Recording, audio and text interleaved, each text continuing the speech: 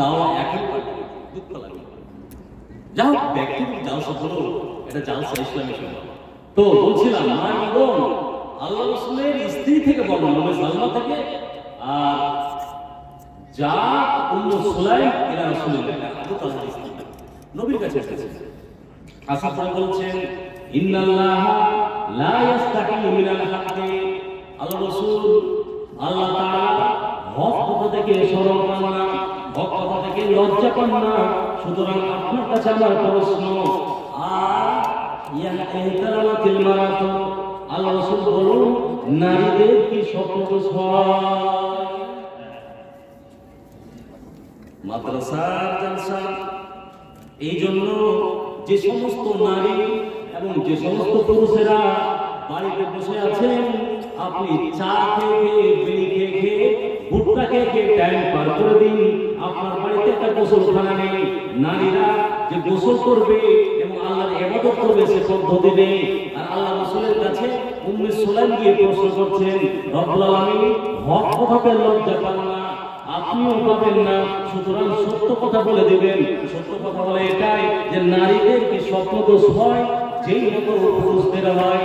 তখনই বললেন না, লজ্জা পেতে হবে না। কিন্তু দেখা গেল এবং অন্য অন্য কিতাবে রয়েছে, ফিকহের কিতাবে রয়েছে, ফিকহের বই রয়েছে, ফিকহুস সুন্নাত রয়েছে, ওয়ান নিসাও আকসারু মিনার রিজাল, চিন্তা করতে হবে না, লজ্জা পেতে হবে না। এই ক্ষেত্রে পুরুষের থেকে নারীদের বেশি হয়। মায়ের কিন্তু দুঃখের বিষয় তাদের ব্যবস্থা করে রাখেন না। ব্যবস্থা প্রত্যেকটা বাপকে, প্রত্যেকটা মায়ের আগে এটা করে দিতে হবে যে আপনার মেয়েটা সাবালিকা হয়েছে, হতে পারে তার গোসলের প্রয়োজন রয়েছে, গোসল করে নামাজ পড়বে, কিন্তু নামাজ তারা ছাড়বে না। কেন? যে পুরুষ গোসল করে নাই, নারীরা গোসল করবে না, এটা হয় না। গোসল করে আল্লাহর ইবাদত করবে। তখন নবী বললেন না, হ্যাঁ, এদা রাতিল মা, যখন নারী বুঝতে পারবে যে তার কাপড়ে তার জায়গাতে কিছু পানি যাচ্ছে, বুঝতে পারছে যে হ্যাঁ তার গুপ্তঙ্গে বুঝতে পেরেছে যে তার ইহতারাম হয়েছে, যখনই বুঝতে পারবে তখন ওই নারীরাও গোসল করবে, পুরুষের তুলনায় ওরাও গোসল ছাড়বে না। যেমনই নবী বলা, এটা ফতোয়া।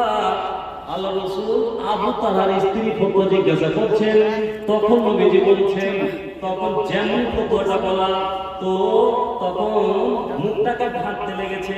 তানি গাত্তা ওয়াজহা, সেই উম্মে সুলাইম লজ্জাতে শরমে মুখটাকে ঢাকতে লেগেছে। তখন নবীজি ভাবলেন যে এই নারী তো শরম পেয়ে গিয়েছে।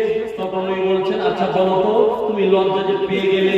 আল্লাহ রাসূল বললেন, ফাবিহা ইয়াশবাহু আল ওয়ালাদ, ও উম্মে সুলাইম, যদি তারা না হবে, তাদের স্বপ্নদোষ যদি না হবে, তাহলে মায়ের মতন বাপের মতন বাচ্চাগুলো দেখতে কেমন করে হয়?